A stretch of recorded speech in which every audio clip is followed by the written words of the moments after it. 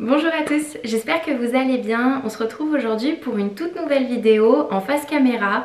Voilà, pas de chichi, pas d'accessoires superflus, où je vais vous raconter du coup mes études et surtout ma reconversion professionnelle. Parce que oui, je suis diplômée depuis 1 an et demi maintenant et je n'exerce pas un métier qui est en lien avec mon diplôme, qui est un bac+5. Pendant toute ma vie, j'ai eu plein d'expériences professionnelles diverses et du coup voilà, je vais vous expliquer comment j'en suis arrivée là, pourquoi j'en suis arrivée là, comment je vois mon futur, etc. Alors, pour vous faire un petit peu un récap, j'ai donc eu un bac S. J'ai eu mon bac S l'été de mes 18 ans, parce que je suis née le 14 juillet, du coup en plein été. J'ai fait mes études dans un lycée de campagne, chez mes parents, voilà, une petite ville de 10 000 habitants. Et à la suite de mon bac que j'ai eu sans mention, j'ai décidé de partir en première année de médecine. Alors j'ai choisi la première année de médecine parce que j'ai toujours aimé tout ce qui était médicaments, tout ce qui était chimie. Et à l'époque, je connaissais des gens qui m'ont permis de faire une journée en immersion au sein d'un hôpital et j'ai pu découvrir le métier de pharmacien d'hôpital. Et c'est un métier qui m'a vraiment plu, ce lien qu'il y avait avec les patients. Sur une journée, vraiment, ça me semblait être le métier parfait pour moi. Je suis partie en PACES, ça m'a clairement dégoûtée des études, de tout. Je suis quelqu'un d'hyper optimiste, hyper motivée, hyper joviale.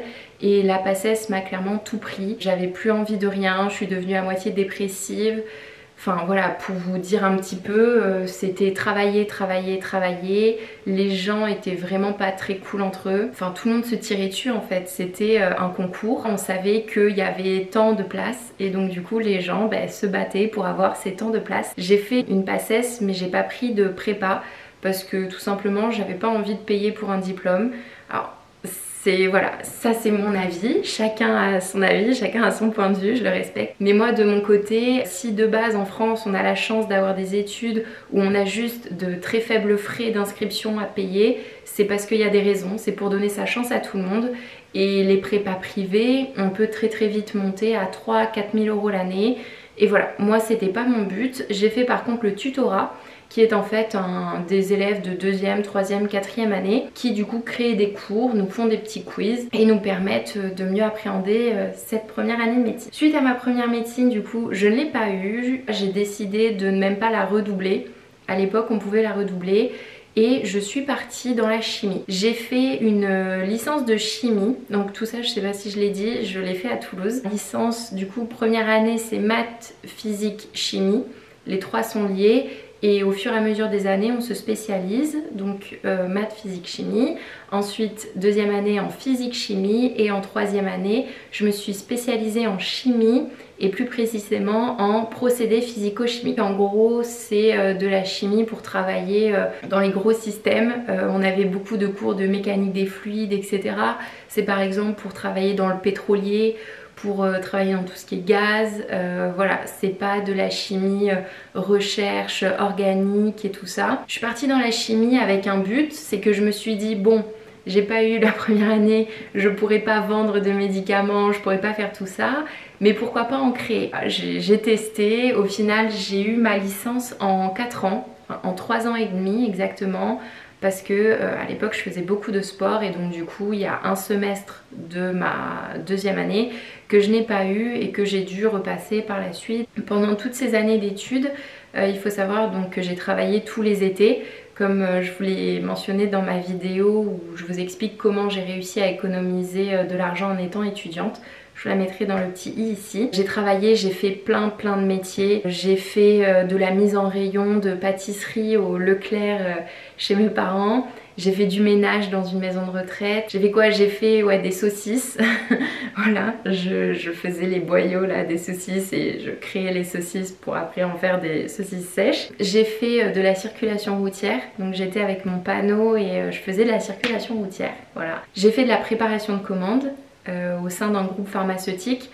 qui était à côté de chez mes parents. Et voilà, moi dans mon optique c'était travailler dans ce groupe pharmaceutique, ça m'ouvrira peut-être les portes pour rentrer en fait dans le groupe. À toutes mes années d'études, il faut savoir que j'ai terminé ma licence du coup au mois de janvier. Donc suite à ce mois de janvier, s'offraient à moi plusieurs propositions. Les deux principales que j'ai retenues et où ensuite j'ai fait un choix, c'était de partir faire un stage en chimie, en laboratoire pur, pour voir si justement j'avais envie de continuer dans cette branche ou si plutôt j'avais envie d'en sortir, et un métier qui me trottait un petit peu dans la tête au fur et à mesure de mes années d'études qui était prof de physique-chimie. Au final, j'ai pu effectuer un service dans le collège où j'étais quand j'étais plus petite, et j'ai été en fait pour le dispositif Devoirs Faits, qui en fait aide tous les enfants en difficulté ou pas forcément en difficulté.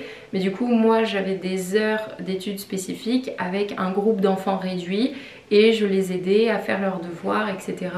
Il y en a qui venaient, clairement ils n'avaient pas besoin d'aide, ils voulaient juste être au calme par rapport aux salles d'études qui étaient un peu plus bondées. Il y a des enfants qui justement venaient de 17h à 18h, qui au lieu de prendre le bus à 17h le prenaient à 18h. Comme ça moi de mon côté je pouvais les aider. C'était vraiment hyper intéressant, j'ai adoré, c'était une très très bonne expérience. J'ai fait enseignant vacataire pour préparer les troisièmes au niveau du brevet de mathématiques.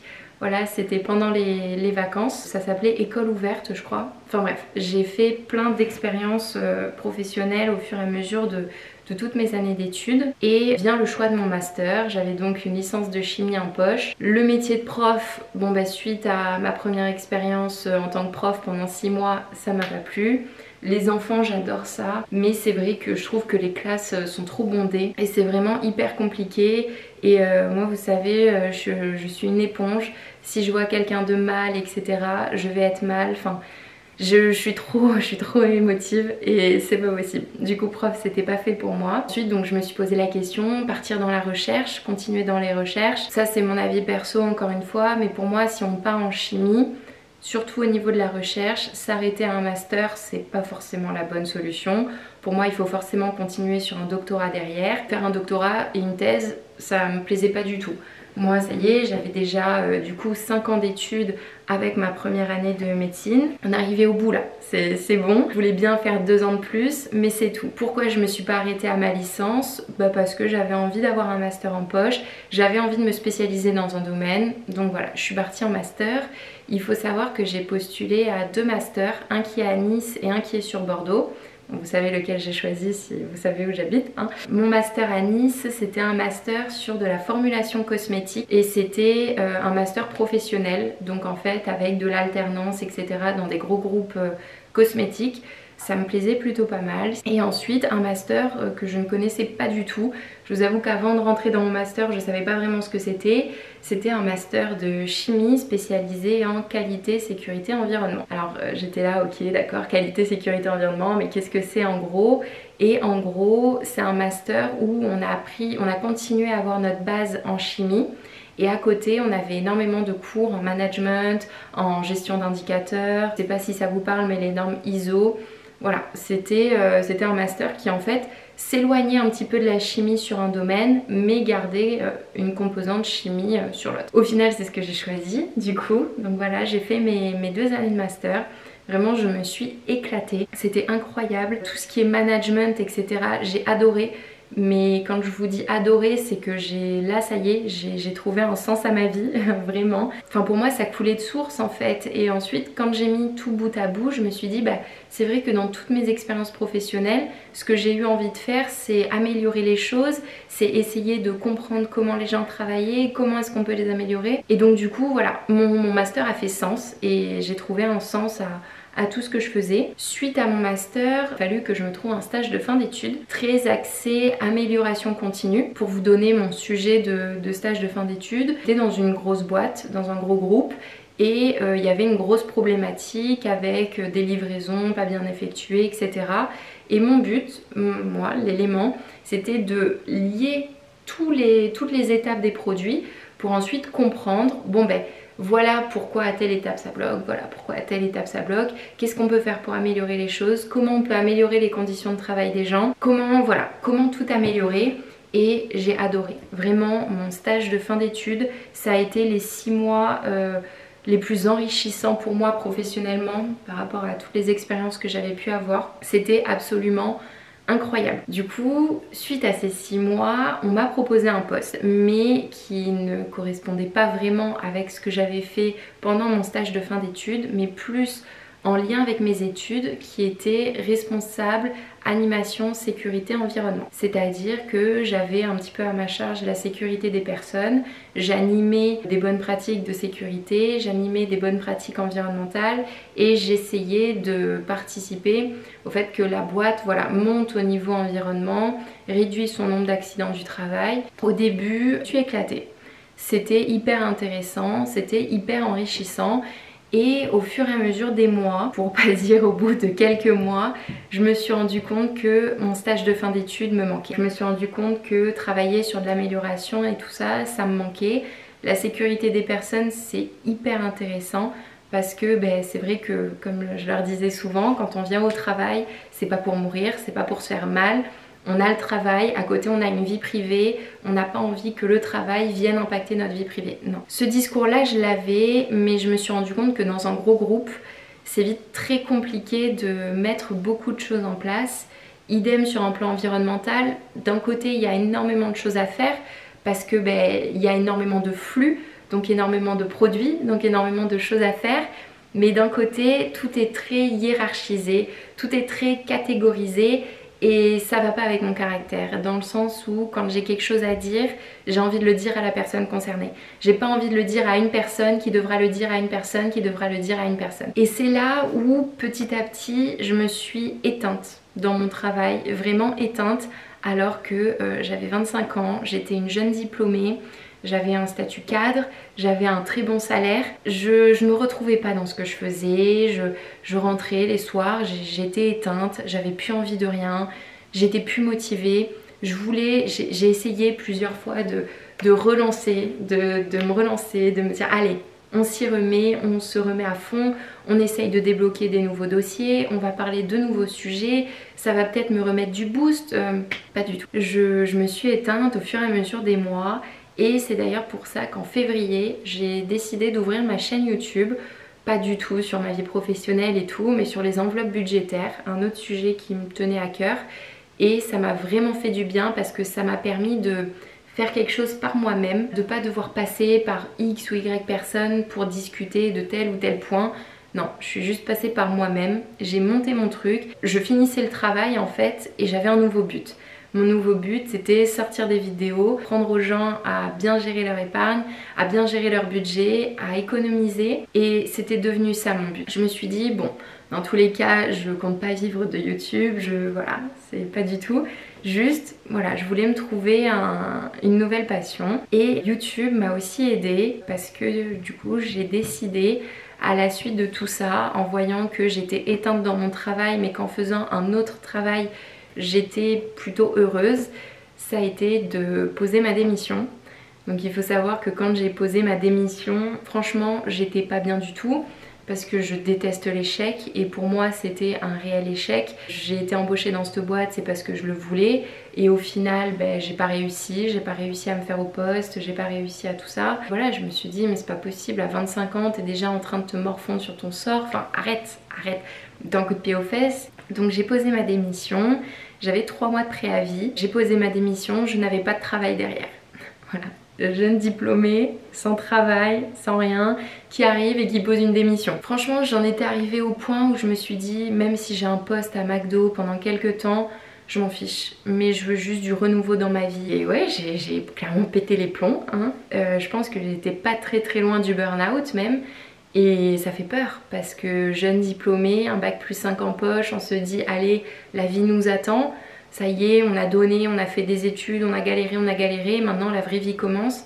Pour moi la vraie vie commençait pas du tout. Donc j'ai passé plusieurs entretiens d'embauche à la suite de ma démission, j'ai postulé sur plein de sites, sur la PEC, sur Indeed, etc. J'ai été contactée par plusieurs sociétés, j'ai postulé pour un poste de base de responsable qualité dans une petite PME, voire même TPE, qui était juste à côté de chez moi. Et au final, j'ai pas été prise parce que du coup c'était une fille qui avait effectué un stage dans l'entreprise et tout. Mais le dirigeant de la société a gardé mon CV, a voulu garder contact avec moi et au fur et à mesure du temps m'a proposé un poste. Alors clairement m'a proposé un poste mais sans vraiment me proposer de poste. Pour tout dire, c'était très vague. C'était Claire, tu vas faire de la prise de commande, Claire, tu vas faire de l'administration des ventes, Claire, tu vas faire des achats, Claire, tu vas faire de la RSE. La RSE, c'est de la responsabilité sociétale des entreprises. Ça, je l'avais vu pendant mon master, donc ça, je connaissais un petit peu et ça me plaisait. En fait, ça reprend ce côté sécurité des personnes, environnement, mais là, on sait qu'on va vraiment faire avancer les choses parce que voilà, on est dans une démarche très poussée. Donc je me suis dit ok, sur tout ce qu'il me propose, il n'y a qu'un domaine que je maîtrise à peu près, le reste j'y connais rien, clairement, j'ai un bac plus 5 mais pas du tout là-dedans. Mais j'ai dit écoutez, pourquoi pas se rencontrer, pourquoi pas discuter. Et au final, en rencontrant le patron, en rencontrant les équipes, j'ai adoré. Pourquoi? Parce que justement il n'y avait pas cet effet de gros groupe très compartimenté, très si je veux, je m'adresse directement à mon patron si j'ai quelque chose à dire. C'était vraiment pas du tout la même ambiance que ce que j'avais pu connaître. Et moi qui ai plein de rêves, plein d'ambitions, encore une fois qui suis hyper motivée en sortant de mon diplôme, ben, je me suis rendu compte que, allez, pourquoi pas? Je tente le tout pour le tout. Je perdais au niveau du salaire, je perdais au niveau des avantages du comité d'entreprise, etc.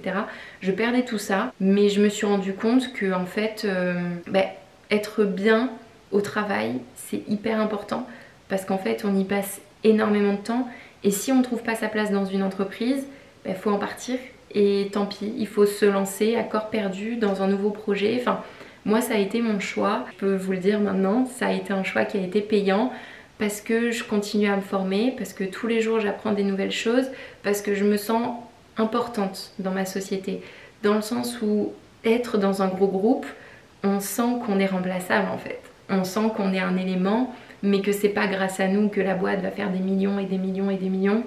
Non, il y a tellement de personnes que c'est dû à tout ce travail en équipe, c'est dû à toutes ces personnes, sauf qu'il y a même des personnes que je n'avais jamais rencontrées. Je me sentais pas impliquée, je me sentais pas importante, je me sentais pas valorisée et ça allait pas. Alors que là, depuis que je suis passée dans une TPE, je me rends compte qu'en fait mon travail est hyper important. Si je fais une connerie, il n'y a personne pour la rattraper derrière, il faut que je prenne mes responsabilités et j'adore ça. Enfin vraiment j'adore ça. Du coup à l'heure actuelle, pour tout vous dire sur le poste que j'occupe, je suis responsable achat et RSE. Donc voilà, toute la partie RSE c'était une partie que je connaissais déjà, que j'aimais beaucoup. Sauf que je passe clairement le plus clair de mon temps à faire des achats, à acheter des produits. Donc c'est des denrées alimentaires, il y a une très grosse réglementation derrière. Toute la partie qualité alimentaire je la connais de par mes études. Mais c'est vrai que toute la partie achat, c'est quelque chose que je découvre. Ça fait que quelques mois que je suis dans ma société, mais franchement pour rien au monde, je ne regrette mon choix. À l'heure actuelle, je suis très heureuse. Voilà un petit peu comment j'en suis arrivée à avoir un bac plus 5 et ne pas exercer un métier en lien avec mon bac plus 5 à seulement 26 ans. Voilà. Tout ça pour vous dire, avant de changer d'emploi, il y a quelque chose sur lequel j'étais pas du tout à l'aise, c'était l'anglais aussi. Et je me suis servi de mon compte de formation professionnelle pour me remettre à niveau en anglais. Parce que la société où j'étais, c'était une société française. Vraiment, je n'avais jamais à parler anglais ou à comprendre l'anglais. Jamais. Alors que là, je suis en lien direct avec des fournisseurs qui parlent anglais. C'est compliqué des fois je trouve pas mes mots forcément pour m'exprimer. Je comprends, mais je trouve pas mes mots. Maintenant, eh ben, ça me donne du challenge. Je me sens pas nulle. Je me sens juste comme quelqu'un qui est en train d'apprendre. Et d'un côté, c'est hyper gratifiant. Tout ce que je peux vous conseiller, c'est que si vous vous sentez mal dans votre travail, même si vous êtes diplômé pour quelque chose, ben, vous mettez pas d'œillères. Ouvrez-vous plein de possibilités, ouvrez-vous, enfin genre y a des gens qui vont peut-être vous contacter, qui vont pas vous proposer exactement ce que vous pensiez, mais vous fermez pas, vous butez pas. Si jamais vous vous sentez mal dans un travail, dans une entreprise, moi je peux que vous conseiller d'essayer de regarder ailleurs, d'essayer de voir ce qu'on peut vous proposer ailleurs. Il faut pas... Je suis quelqu'un de très fidèle, hein. Je trahis pas les gens, je suis quelqu'un de très droite dans mes baskets et j'avoue que de partir de la société, j'ai eu l'impression de les trahir. Parce qu'ils m'ont embauchée, parce qu'ils ont cru en moi et au final j'ai pas été au bout. Sauf que la fidélité c'est bien jusqu'au moment où ça vous ronge et jusqu'au moment où ça impacte aussi votre vie perso. Clairement il faut arrêter, si on se sent pas bien, et bien tant pis, on arrête, on change, on trouve des solutions. Première étape avant de changer, c'est bien sûr essayer de trouver des solutions. Si vous ne trouvez pas de solution, et bien vous arrêtez, vous allez voir ailleurs. Et tant pis, il faut tenter. Je pense que peu importe l'âge, ben faut pas avoir peur de tenter. Moi, c'est vrai que j'ai pas d'enfant, donc au niveau du salaire, voilà, même si je diminuais mon salaire, même si je devais aller bosser à McDo quelque temps, je l'aurais fait. Un changement de poste, ça se réfléchit, ça se fait pas du jour au lendemain parce qu'on s'est pris la tête avec son employeur, pas du tout. Mais réfléchissez-y, posez-vous et n'ayez pas peur. On est en 2022, clairement il y a 800 000 opportunités professionnelles qui s'ouvrent pour tout le monde. Vous voyez, moi j'ai lancé une chaîne YouTube, j'ai changé de métier alors que je suis tout juste diplômée. Et alors, je suis bien dans ma vie, je suis bien dans mes baskets. Voilà, c'est un petit peu tout. Vous en savez un peu beaucoup plus sur moi, sur mon parcours scolaire et sur mon parcours professionnel. Écoutez, si vous aussi vous avez changé de travail, si vous aussi vous avez pensé à changer de travail, je serais ravie, mais vraiment ravie d'échanger avec vous dans les commentaires. Parce que toutes les expériences professionnelles m'intéressent. Tous les gens comme ça qui, comme moi, ont décidé de reprendre leur vie en main, d'entreprendre, ben, ça m'intéresse carrément. Donc lâchez-vous dans les commentaires, je serais vraiment ravie d'échanger avec vous. Si cette vidéo vous a plu, n'hésitez pas à mettre un pouce bleu. Et puis on se retrouve ce week-end du coup pour une toute nouvelle vidéo qui cette fois-ci ne sera pas lifestyle comme celle d'aujourd'hui mais qui sera beaucoup plus axée budget. Voilà, d'ici là je vous souhaite une très bonne journée et je vous dis à la prochaine pour une toute nouvelle vidéo. Salut!